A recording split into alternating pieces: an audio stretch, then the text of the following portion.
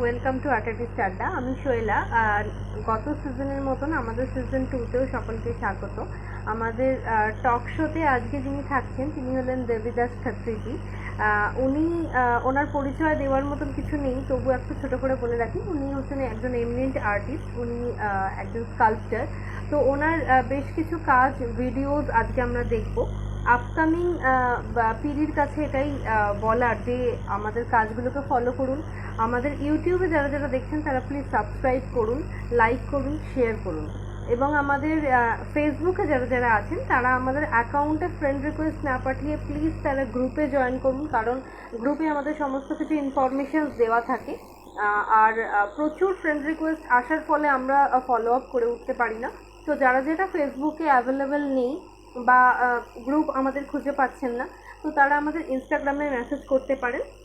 আমাদের আর্টিস্ট আড্ডার অ্যাকাউন্টে আপনারা অবশ্যই মেসেজ করুন, আমরা নিশ্চয়ই আপনাদের ফলো আপ করবো। তো দেবীদাস খত্রিজির ব্যাপারে আমরা একটু ছোট করে বলে রাখি। উনি একজন এমিনেন্ট আর্টিস্ট, একজন স্কাল্পচার। তো ওনার পড়াশোনার জার্নিটা হলো, ওনার শান্তিনিকেতন থেকে প্রথমে ব্যাচেলার, তারপরে দিল্লি আর্ট কলেজ থেকে ওনার মাস্টার্স। তো তারপরে এক দীর্ঘ যাত্রাপথ, উনি অনেক দিন ধরে প্র্যাকটিস করছেন ললিতকলা, দিল্লি যে ললিতকলা রয়েছে সেখানে উনি আছেন। উনি প্রচুর সম্মানে ভূষিত হয়েছেন, সিনিয়র ফেলোশিপ কন্টিনিউ করছেন। তো আমরা চাইবো যে আপনারা প্রত্যেকে ওনার ভিডিওটা ইউটিউবে আপলোড হওয়ার পরে প্লিজ ওনার ফুল ভিডিওটা দেখবেন, কারণ এখানে এই অ্যাকাউন্টে যেটুকু ভিডিও আমাদের দেওয়া রয়েছে ওটা ওনার শুধুমাত্র ইন্টারভিউ সেশনটা। তো এছাড়াও ওনার কাজ, ওনার বক্তব্য, ওনার পুরো ভিডিও শ্যুটের যে জার্নিটা ওটা আমাদের ইউটিউবে আপনারা পাবেন। আর্টিস্ট আড্ডার অ্যাকাউন্টে আপনারা পুরো ফুল ভিডিও পেয়ে যাবেন। তো আশা করি আপনারা সাবস্ক্রাইব করবেন, লাইক করবেন, শেয়ার করবেন, এটা আপনাদের কাছে আমাদের একটা আর্জি রইল। তো চলুন আমরা আমাদের নেক্সট সেশনের ভিডিওতে চলে যাই। Thank you. शांति निकेतन में पढ़ते समय बहुत सारे सीनियर जो मेरे दोस्त थे, सीनियर जो गाइड का काम करते थे, सीनियर से बहुत कुछ सीखने को मिलता था। असीम शर्मा थे, श्याम किंकरदा थे, सपन पाल असम के थे, मोतीलाल कलई थे, नूर अली दुर्गापुर के थे, अमित दारा कलकत्ता से थे जो अभी शांति निकेतन में ही हैं, शत्रुदा थे,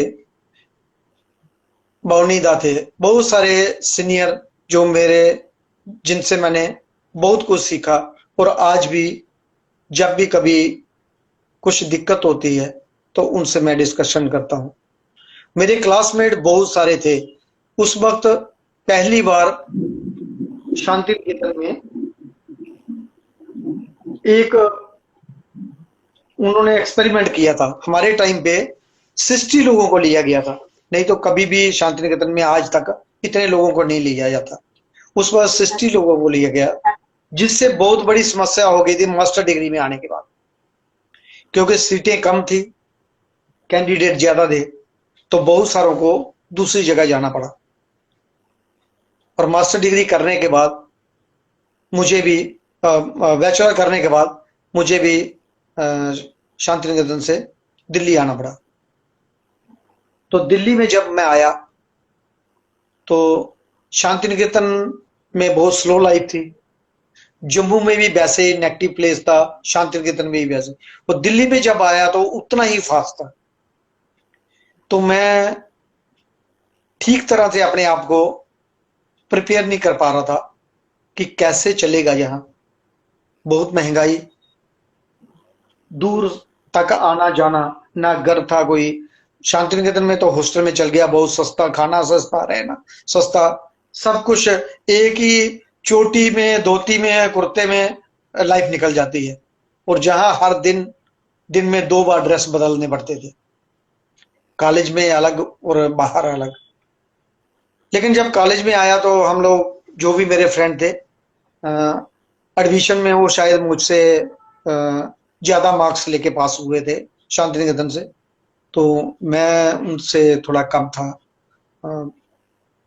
जब वो रोज पर्चियां बनाते थे, एक फ्रेंड के घर रहते थे, वो उसमें नाम लॉटरी सिस्टम बनाते थे, निकालते थे किसका एडमिशन होगा।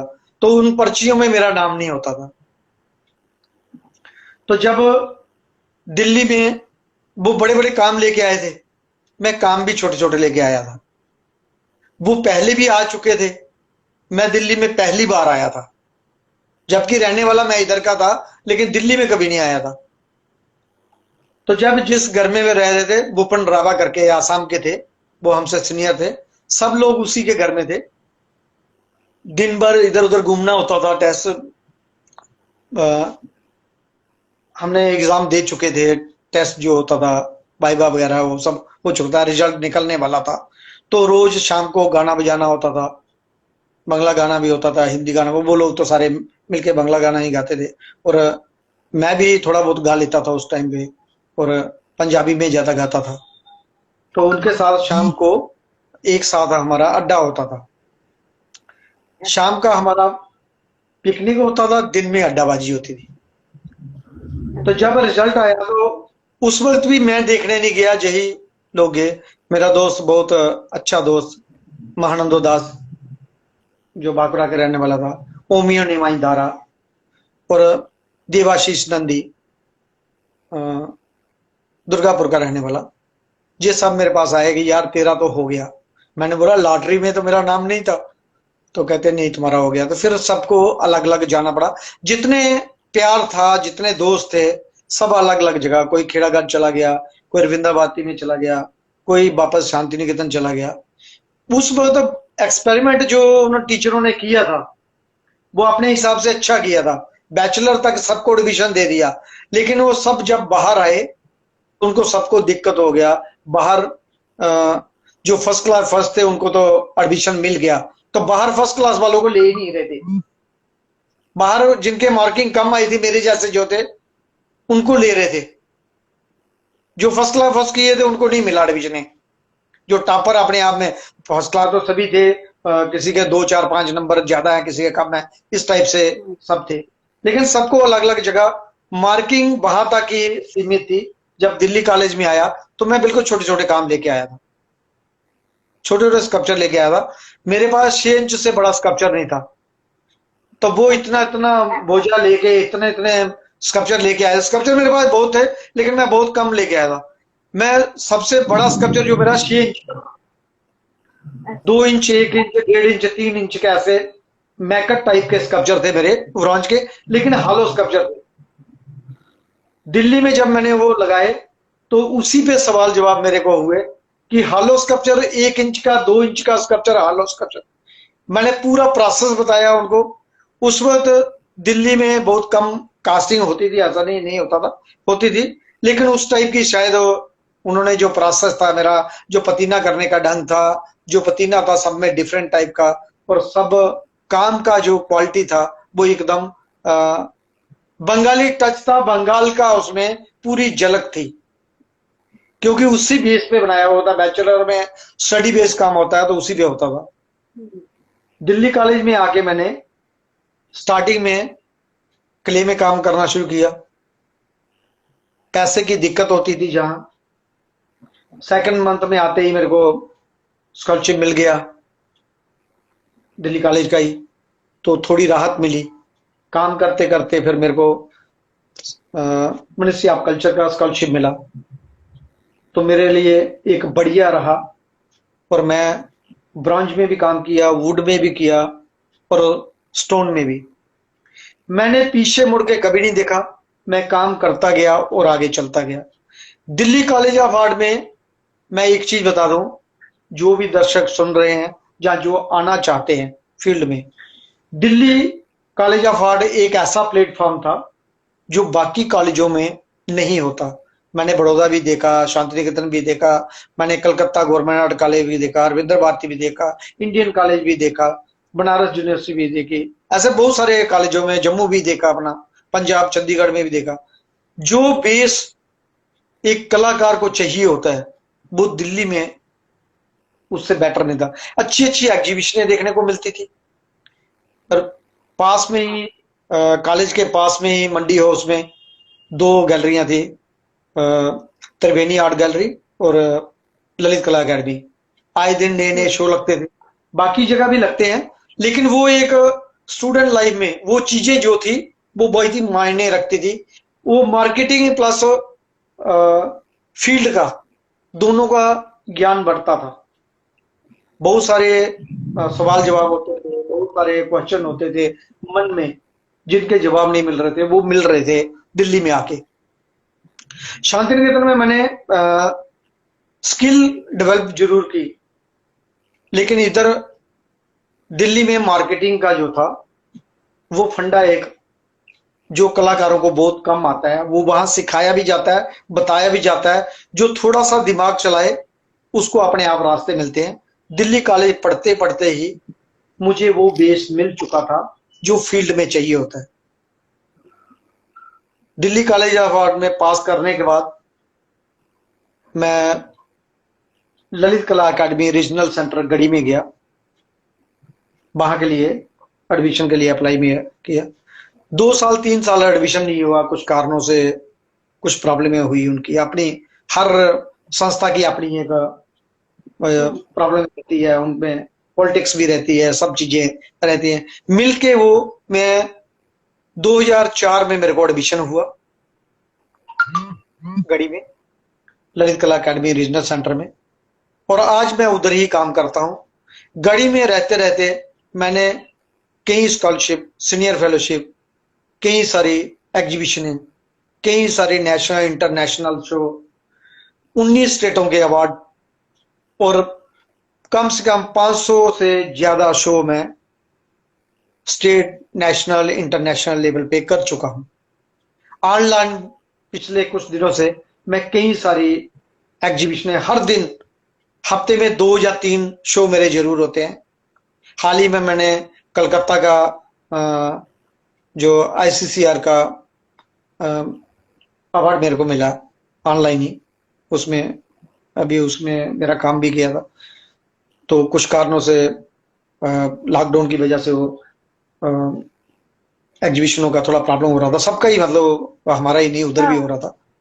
तो लॉकडाउन में भी मैंने अपने घर में बहुत सारा काम किया और हर दिन मैं डॉक्यूमेंट्री फिल्में भी बनाता हूँ, लोगों के इंटरव्यू लेता हूँ। 2 टूक सीधी बात है, एक प्रोग्राम चलता है हमारा हर हफ्ते में, 15 दिन में, 10 दिन में, लोगों को अवेयरनेस के लिए, कलाकारों को प्रमोट करने के लिए फ्री ऑफ कॉस्ट मैं बहुत सारे प्रोग्राम करता हूँ जो कला और कलाकार के हित के लिए होता है, उनकी प्रमोशन के लिए होता है। काम की बात करें तो मैंने बहुत सारे कैंप किए, नेशनल इंटरनेशनल लेवल के। 15 से 20 फुट के स्टोन कार्विंग में स्कल्पचर किए, वुड कार्विंग 10 12 फुट की कई सारी सीरीज बाय सीरीज में काम किए। ब्रॉन्ज में बहुत सारा काम किया, लेकिन टोटल जो मेरा काम रहता है, मैं इंडिविजुअल जो 1 पार्ट होता है मेरा एक काम का, अगर एक काम रखा जाए तो वो भी कंप्लीट होता है। जब मैं असेंबल करता हूं वुड, स्टोन, मेटल, तो वो तब भी कंप्लीट लगे। एक कंटेम्प्रेरी इसी बात पर मुझे आपको एक बात पूछना था कि आप मतलब कोई स्टूडेंट जब आर्ट कॉलेज में आता है वो एडमिशन के लिए, तो उन लोगों के दिमाग में चलता है कि मुझे पेंटिंग पढ़ना है।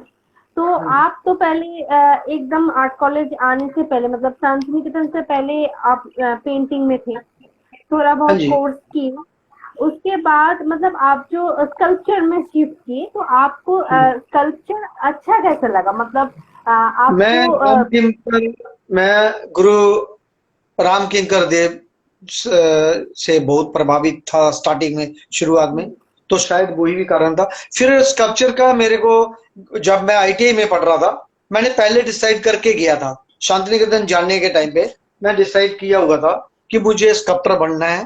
वो मैंने जब गणेश शर्मा जी के अंडर में काम कर रहा था, मेरे जो दोस्त जिन्होंने मेरे को आर्ट फील्ड में लाया, जगपाल सिंह जी, उनका बहुत बड़ा मेरी लाइफ में एक रोल रहा। उनका पीछे कुछ साल पहले उनका देहांत हो गया, मुझे बहुत ज्यादा क्षति पहुंची। मैं मेंटली भी काफी देर डिस्टर्ब रहा, क्योंकि मैं जब भी घर जाता था उन्हीं के पास ज्यादा जाता था, और उनके घर में आना जाना, खाना पीना, बहुत सारा मेरा बचपन का दोस्त था, आईटीआई से लेके फाइन आर्ट तक वो मेरा अच्छा दोस्त रहा।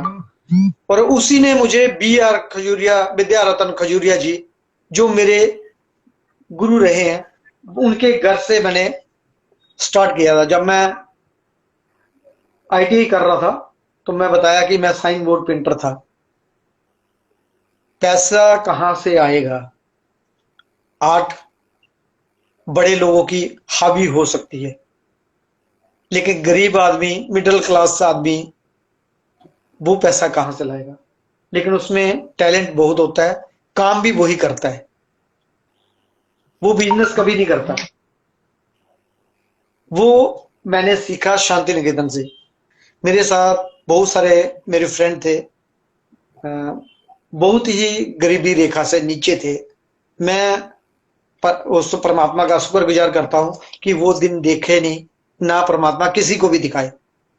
मैं जब किचन में खाना खाने जाता था तो वहां बहुत सारा खाना वेस्ट होता था, वो बहुत दुख होता था। कुछ ऐसे मेरे सीनियर भी थे, जूनियर भी थे, जो चावल बनाते थे और उसमें पॉलीथीन में थोड़े से दाल बांध के उसके बीच में, चावल के बीच में ही बॉईल करते थे और वो सिद्धो चावल और वो खाते थे। और मैं बहुत बार उनके साथ शेयर करता था। मैं खाना बनाता था पंजाबी टाइप से, डोगरी स्टाइल से, बहुत टाइप से खाना बनाता था। आज मैं इधर बंगाली स्टाइल हो, पंजाबी स्टाइल हो, सब टाइप से मैं खाना अपना परोसता हूँ। और उधर भी मैं क्या करता था, जिस दिन कोई हॉस्टल में खाने वाला नहीं आता था उस दिन मैं बकरी को खाना खिलाता था और प्रॉपर पैसे ही लगा के। और सब बोलते थे पागल है तो यार, ये बकरी को आज खाना खिला। मैं आज कोई आया नहीं था, आज इसको खिला रहा हूं। अकेले नहीं खाता था मैं खाना कभी भी। वहां शांति निकेतन में बहुत सारी लड़कियां लड़के दोस्त थे जो मेरे लिए खाना लाते भी थे, मैं भी उनके लिए बनाता था। शांति मतलब आपका निकेतन में, बॉन्डिंग सबसे बहुत ज्यादा था। हाँ जी, बेसिकली मैं एक गांव से आया हुआ था। तो गांव का जो वातावरण होता है, जो रहन सहन होता है, वो इतना चालाक नहीं होता जितना शहर वाला वो करता है। गांव का सीधा साधा सिंपल सा आदमी होता है, वो ज्यादा कुछ नहीं चाहता। आज भी मैं जितना मेरे को जरूरत है उतना ही मिलता है, मैं उसमें खुश रहता हूं। मैं हर ये भी चाहिए वो भी चाहिए उस लालच में कभी नहीं पड़ता। परमात्मा देता है, छप्पड़ फाड़ के देता है। वहां भी दे रहा था, जहां भी दे रहा है। जब शांति निकेतन में पैसा घर से लेट आता था तो वहां 2-3 स्कॉलरशिप मिलते थे। वो नंदलाल बोस का स्कॉलरशिप मिलता था, राम किंकर बेज का स्कॉलरशिप मिलता था, विनोद बिहारी जी का। लेकिन बहुत कम मिलता था, लेकिन बहुत ज्यादा होता था उस टाइम पे। 200 रुपया 300 रुपया मिलता था, लेकिन बहुत था। वहां 25 पैसे 50 पैसे की चाय मिलती थी, खाना सस्ता था, 5-10 रुपए में पेट भर के खाना मिलता था सस्ताई में। और हॉस्टल का कम पैसा, काम करने के लिए खुला आसमान, जहां मर्जी जाके करो। दिन में पूरा दिन घूमता था लड़कियों के साथ, लड़कों के साथ, और रात को काम करते थे। उसका थोड़ा प्रॉब्लम हो रहा था। जब मैं दिल्ली में आया तो मुझे दिन में काम करना पड़ रहा था। वो जो पीछे छोड़ के आया था ना रास्ता, जो शांति निकेतन पीछे छोड़ के आया था, वो मेरे जहन से निकल नहीं रहा था। वो मैं उससे पीछा मैं छुड़ाना चाहता था, लेकिन वो पीछा छूट नहीं रहा था। वो मेरी यादें, वो मेरा खेल कूद का टाइम, वहां से मैंने इतना कुछ सीखा। शायद ही वो मैं लाइफ में इधर आज भी मुझे वो चीज नहीं मिली। जितना प्यार लोगों का, जितना काम सीखने को। जहां मैंने दिल्ली में आके, शांति निकेतन में और मैं और दिल्ली में फर्क यह था, शांति निकेतन में, पूरे वेस्ट बंगाल में, सिर्फ शांति निकेतन की बात नहीं करूंगा अभी, पूरे वेस्ट बंगाल की, मैं जहां जहां भी गया वहां मुझे एक चीज का आज भी समझ नहीं आता। वहां उधार में, वो मेरे को जानता भी नहीं है, लेकिन तब भी मेरे को उधार में खाना दे रहा है, मैं कई बार बोलता था मेरे पास पैसा नहीं है, वो बोलता बाद में दे देना। अरे बाद में भाई मैं आऊंगा या नहीं आऊंगा, रहूंगा या नहीं रहूंगा, तो बोलता कोई बात नहीं। तो मैं थोड़ा स्वाभिमानी था, मैं बोलता ना ना ये अभी जितना है उतने का ही दे, क्योंकि बाद में मरने के बाद नहीं मैं वापस देने के लिए आऊंगा, दोबारा जन्म लूंगा तो मेरे को चमड़ी उधेड़ देगा, मैं जानवर बन गया तो वो मेरी खाल उधेड़ देगा।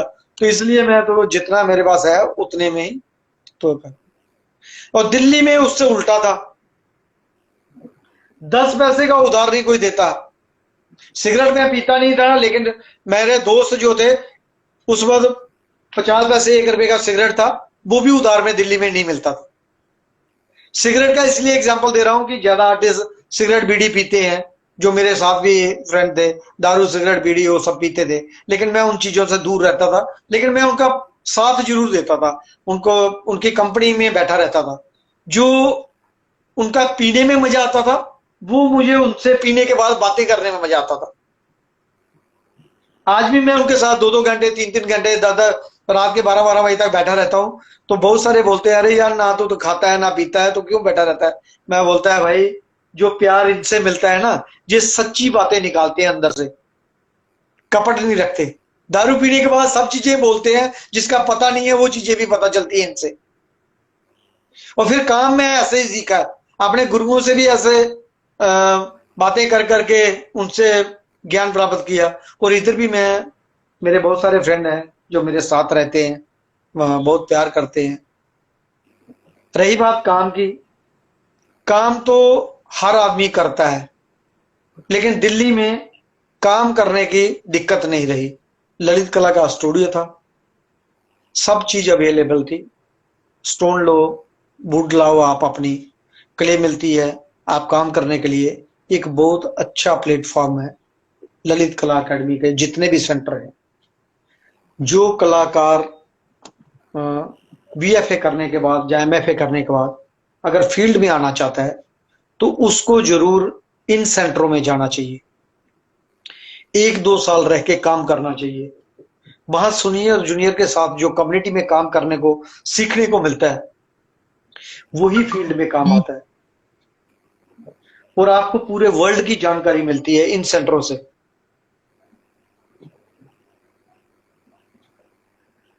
तो सर आपका काम थोड़ा सा दर्शकों को दिखाते हैं, और आप अगर थोड़ा थोड़ा मेमोरी हम लोगों के साथ उस काम के बारे में शेयर करते हैं तो अच्छा लगेगा।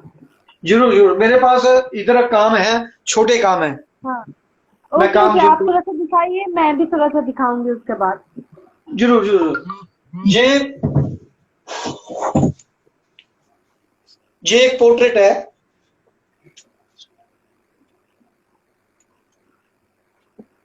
नीचे रख के भी दिखा सकता हूँ। हाँ आप जिसमें कंफर्टेबल हो आप वैसे ही दिखाइए। ये सब है मेरे पास, काम है बहुत सारी, सीरीज बाय सीरीज काम है। अगर आप देखेंगे तो बहुत सारे काम। मटेरियल क्या है? ये सेरामिक का है।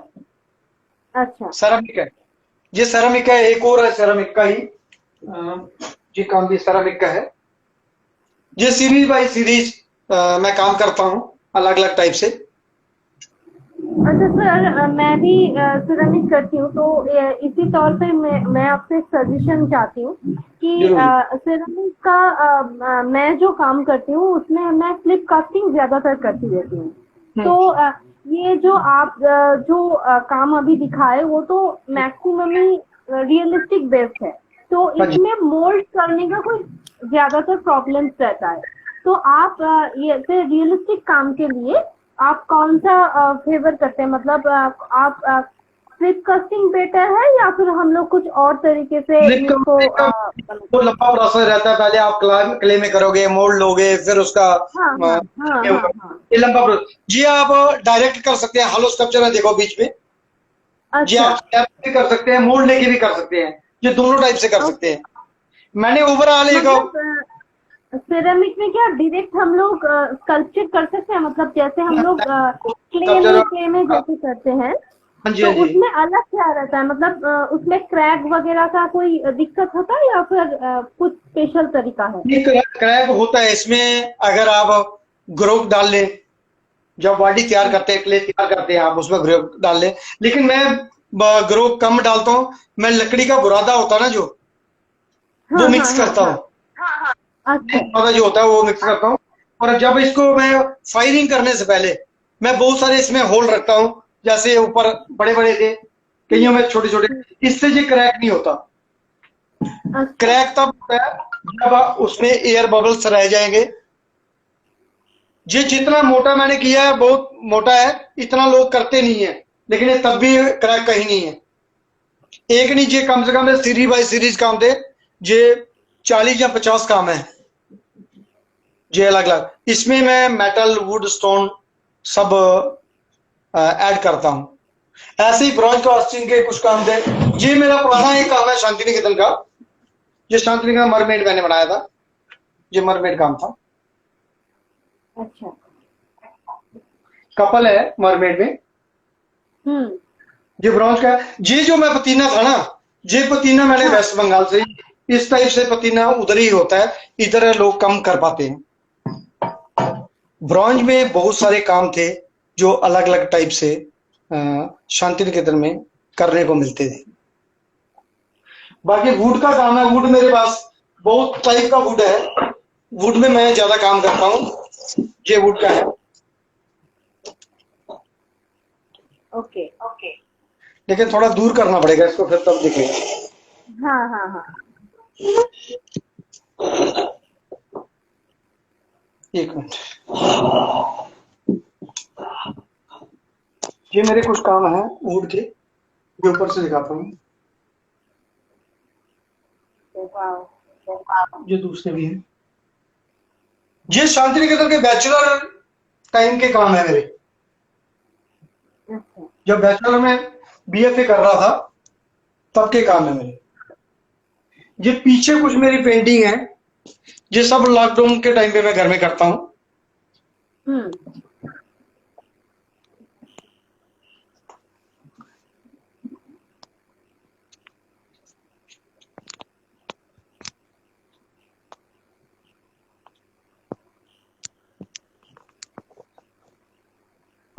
एक्चुअली आज मैं घर में हूँ, लॉकडाउन का टाइम है, तो घर में कम काम होता है। स्टूडियो में मैक्सिमम काम जो है स्टूडियो में है। तो बहुत सारे काम के फोटोग्राफ्स हैं, छोटे काम भी हैं, बड़े काम भी हैं। तो इधर थोड़े काम कम है। तो मेरे पास जो कोई फोटोग्राफ्स है, मैं आप सब दर्शकों के साथ थोड़ा सा शेयर कर लेती हूँ। हाँ जी।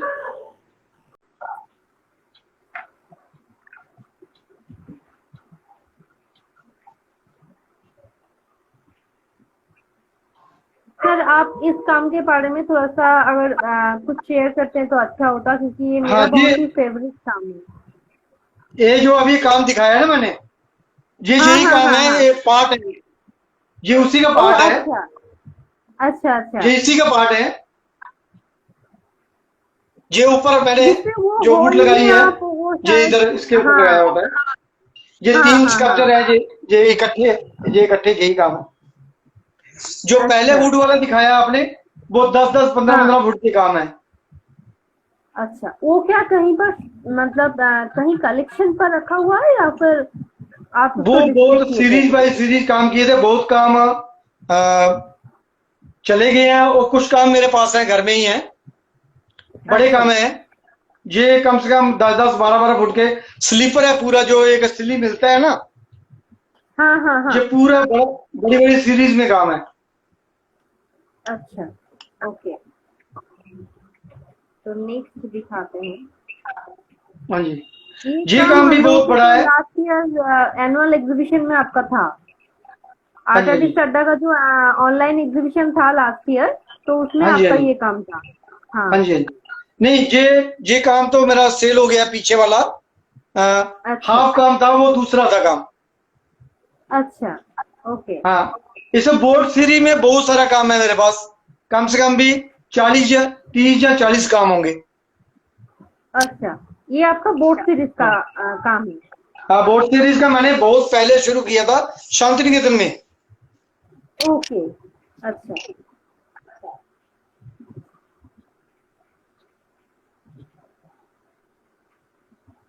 ये लाइफ ड्राइव का काम है। ये जब मैं शांति निकेतन से आया था तब दिल्ली कॉलेज में एडमिशन लिया था, तो तब मैंने इलांगेट फिगरें ही कर रहा था, क्योंकि उस वक्त मेरा थोड़ा बंगाल का मेरे पे प्रभाव था। राम किंकर बैस जी से मैं इंस्पायर भी था, तो उनके मैंने जितने भी वहां काम थे वो देखे थे इलांगेट टाइप के, तो उससे थोड़ा मैं लेकिन प्रभावित सर था। ये आप इतना इतना बड़ा जो मतलब ब्रोंज का आप कास्टिंग कैसे निकालते हो? हाँ, कास्टिंग एक चीज मैं और बता दूं, मैंने आज तक किसी से कास्टिंग करवाई नहीं। शांति निकेतन की ये बहुत बड़ी देन थी मेरे को। मैं इधर दिल्ली का ललित कला एकेडमी में जब रहते थे, हम काम करते थे, तो मिलके हम जो भी 2-3 लड़के मिलके काम करते थे। और इधर तब भट्टी चलती थी, अभी भट्टी बंद हो गई है यहाँ। अच्छा खुद कास्टिंग किया सारा। अच्छा। ये मेरे तो एक इतना इतना ज्यादा बड़ा कास्टिंग करने में दिक्कत नहीं होता है? नहीं होता है, उसको कुछ हेल्पर थे मेरे पास, कुछ मेरे जूनियर आर्टिस्ट मैं कहूंगा, मैं हेल्पर नहीं कहूंगा।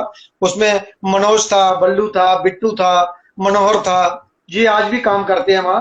ये पूरा कास्टिंग का काम करते हैं। ये अभी तो प्रोफेशनल हो गए हैं, तब ये नए नए थे, तब ये भी काम सीख रहे थे। तो तब अच्छा मैं इन लोगों को मौका देता था काम करने का, कि आप ये डरते थे कि यार हमने कास्टिंग किया, मैं बोलता हूँ कर तुम मुझे, अब मैं हूं ना। ये जो काम आप दिखा रहे ना, हम्म। ये काम ब्लास्ट हो गया था। तो सब कोई जो अच्छा वहां प्रोफेशनल कास्टर था, तो वो मजाक उड़ा रहा था लड़कों का कि यार ये बेकार हो गया, फेंक दो इसको, फिर से डलाई कर दो। तो मैंने उसको बोला यही एक बड़ी मेरी कामयाबी होगी, तो इसको मैं कंप्लीट करूंगा, इसको ठीक करूंगा। तो इसमें ना परत आ गई थी थोड़ी थोड़ी, ओवर फायरिंग हो गया था। तो उसकी वजह से तब नए नए कॉलेज से जब निकला होता है आदमी, तो 20 साल पहले की बात है, ये 20-22 साल पहले की, तो तब काम किया था। ये 2002 या 3 का काम है। अच्छा ओके ये आधा असेंबल काम है, इसके साथ बहुत सारे फूल थे। ओके। ये जेलो रेन हुआ था उस टाइम पे, इसका टाइटल भी था जेलो रेन, शायद वही टाइटल दिया होगा इसका। हाँ हाँ हाँ हाँ, येलो रेन ही टाइटल है इसका। हाँ, उस टाइम पे एक एसिड रेन हुआ था, हाँ तभी ये किया था। ओके। और जो पहले आपने दिखाया ना टेराकोटा वाला, हाँ वो हाँ मैंने ये काम बहुत पहले मैंने करके रखे थे। ये वाले ये काम मेरे अच्छा पास 50 काम है, ये मैं कंप्लीट नहीं कर पाया था, लेकिन ये अच्छा कोरोना काल में मेरे काम आए।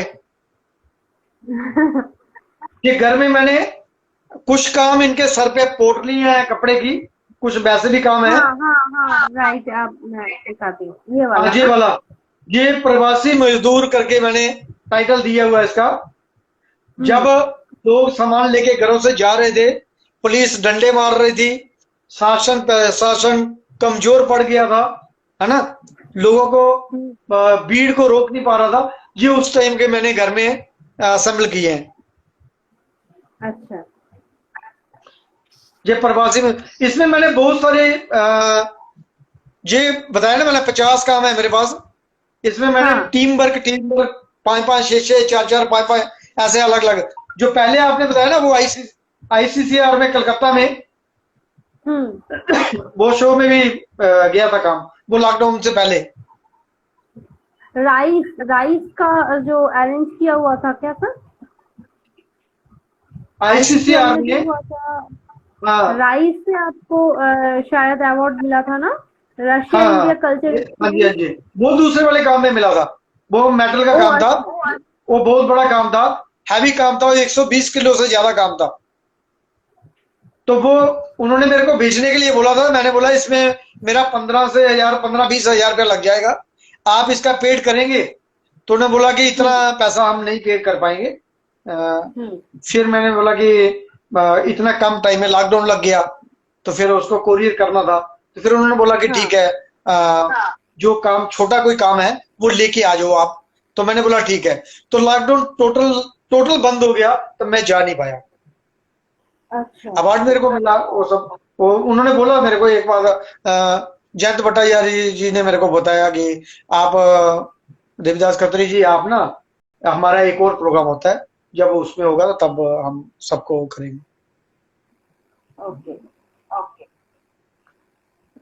शो तो हुआ, अवार्ड भी मिला, लेकिन बहुत अच्छा लगा। एक एक मौका था मेरे पास जाने का, दोबारा वो बीते हुए दिन देखने के लिए, और उससे जब मैं उधर जाता था जरूर शांति निकेतन जाता, है ना। तो लॉकडाउन ने सब तहस नहस कर दिया, सिर्फ मेरे लिए नहीं, पूरी दुनिया के लिए। हाँ, और लॉकडाउन की वजह से आर्टिस्ट लोग तो थोड़ा सा ज्यादा ही सरवाइव कर रहे हैं, क्योंकि लेकिन एक मटेरियल प्रॉपरली नहीं मिल रहा है। मतलब कोलकाता में तो एक बहुत ही ज्यादा दिक्कत हो रहा है कि प्रॉपरली मटेरियल हम लोगों को नहीं मिल रहा है। ये नहीं मिल रहा, लेकिन लॉकडाउन ने उन लोगों के, उन तमाम कलाकारों के मुंह बंद कर दिए जो जॉब में थे या कहीं थे, बोलते थे कि हमारे पास टाइम नहीं मिलता। कलाकारों के लिए ये बहुत एक अच्छा समय था। आप घर में बैठ के पेंटिंग कर सकते हैं, स्कल्पचर कर सकते हैं, ड्राइंग कर सकते हैं। मटेरियल की बाउंडेशन नहीं होनी चाहिए। मैंने कभी भी मटेरियल के आधार पे काम सोच के नहीं किया। मैं जैसा हाँ, मीडियम होता है वैसा हम लोग भी अभी ऑल्टर करके काम कर रहे हैं। मतलब पहले स्ट्रेप प्रिंट मेकिंग करते हैं। मतलब अभी तो सिरेमिक का स्टूडियो सारा बंद है, तो अभी वो सारा काम हम लोग अभी स्टॉप करके घर में ही पेंटिंग कर रहे हैं। क्योंकि कलर भी प्रॉपरली नहीं मिल रहा है, अभी दुकान सारा बंद है। दिक्कतें तो हो जो रही हैं जो बहुत सारा। घर में है, हाँ, तो दिक्कतें तो दिक्कतें होती बहुत। रहेंगी। हाँ जी। सर, मैं आपसे, आप इतना सीनियर हो तो आपसे एक बात पूछना चाहती हूँ। आपको क्या जरूर लगता जरूर। है, मतलब ये जो लॉकडाउन हो रहा है या फिर कोविड सिचुएशन है, बहुत सारा स्कॉलरशिप बंद हो चुका है ऑलरेडी, कॉलेजेस प्रॉपरली नहीं हो रहा है, तो इसके वजह से जो अपकमिंग जो कैंडिडेट्स अभी परसुइंग में है, मतलब अभी मास्टर्स कर रहे हैं या फिर बैचलर्स कर रहे हैं, तो ये ट्यूशन के तौर पे मैं, बहुत लोग ये बता रहे हैं कि क्लास ही नहीं हो रहा है, तो ये प्रैक्टिकल क्लासेस नहीं हो रहा है, ऑनलाइन भी प्रॉपरली नहीं हो रहा है। तो आपको क्या लगता है कि ये समय समय अपकमिंग के में क्या साथ आदमी, क्या समय के साथ आदमी अगर चलेगा तो सब कुछ ठीक होगा। ये तो कम है, हो सकता है इससे ज्यादा भी समय अगर मुश्किल हाँ। आएगा, तो लोगों को सीखने का एक मौका मिलेगा। लोगों को अगर ये ऑनलाइन हो रहा है तो बहुत कुछ सीखने को मिला। हम्म। आज हर बच्चा, हर जवान, नौजवान जो लड़का है लड़की हो, उसको पूरा सोशल मीडिया का मालूम पड़ रहा है।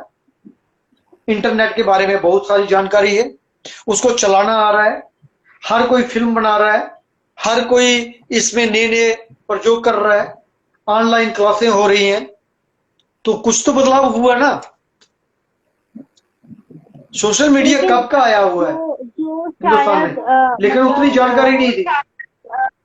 हाँ, लेकिन जो सारा मतलब स्टूडियो बेसिस क्लासेस रहता है ना, कि प्रिंट मेकिंग, जैसा प्रिंट मेकिंग का एक ह्यूज एरिया रहता है। मतलब हम लोग घर में सिर्फ ऊट काट या फिर लिनो काट घर में कर सकते हैं। कर बाकी सकते हैं। एचिंग, लिथो, सारा सारा जो एक ह्यूज प्रोसीड्यूर्स है, सारा हम लोगों को स्टूडियो में जाके, मतलब कॉलेज जाके ही हम लोग करते हैं, जो लोग प्रिंट मेकिंग में पढ़े हैं।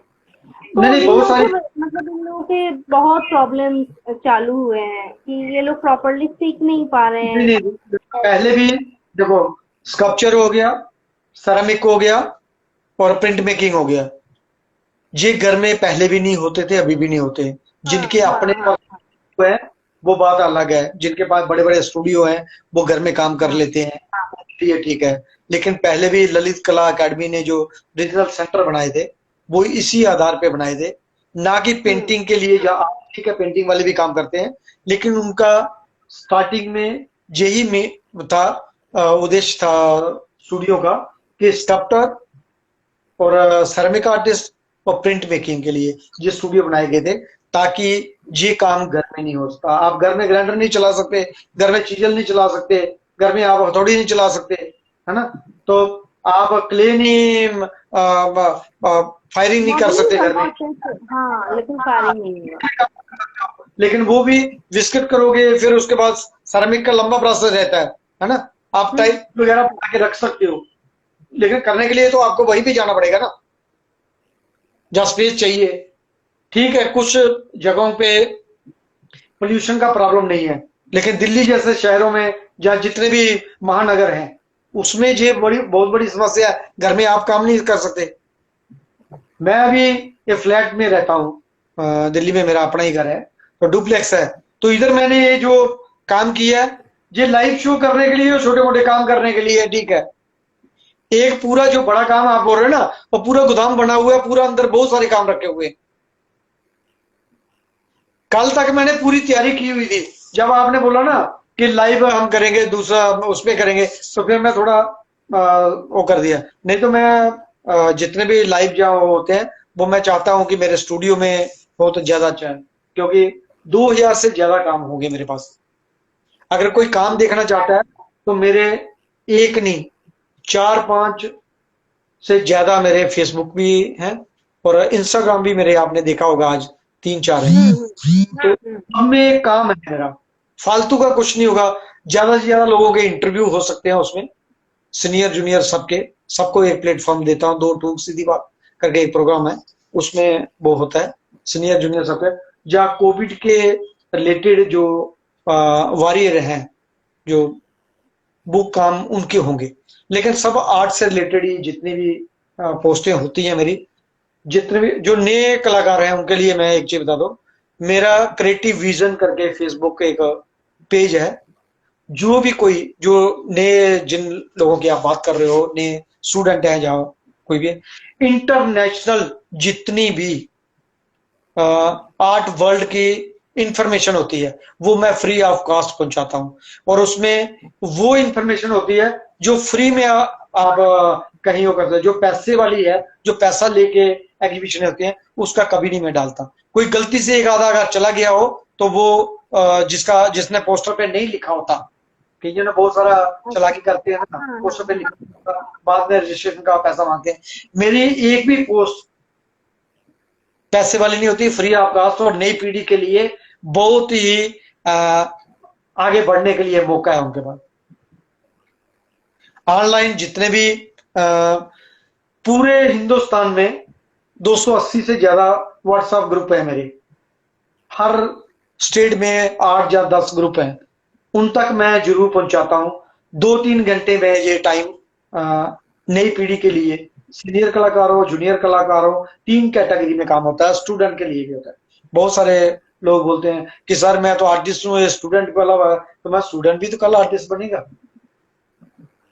तो वो इंफॉर्मेशन आप वहां से क्रिएटिव विजन फेसबुक में आप ले सकते हैं या दे सकते हैं किसी को भी। ओके, और कोई मैं सवाल? शेयर करूंगी।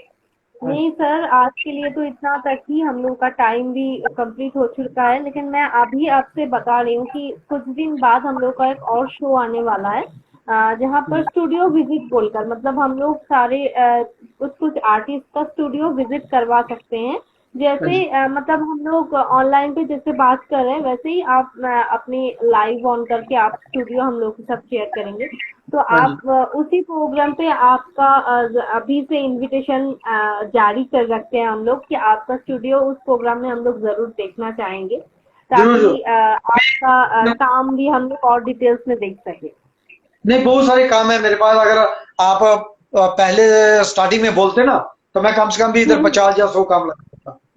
सभी काम इधर ही पड़े हैं मेरे पास घर में, बहुत काम है मेरे ठीक है पास। सर, अभी अभी जो हम लोग स्टूडियो विजिट प्रोग्राम जो होगा, तो उसी में हम आपका स्टूडियो जरूर विजिट करना चाहेंगे।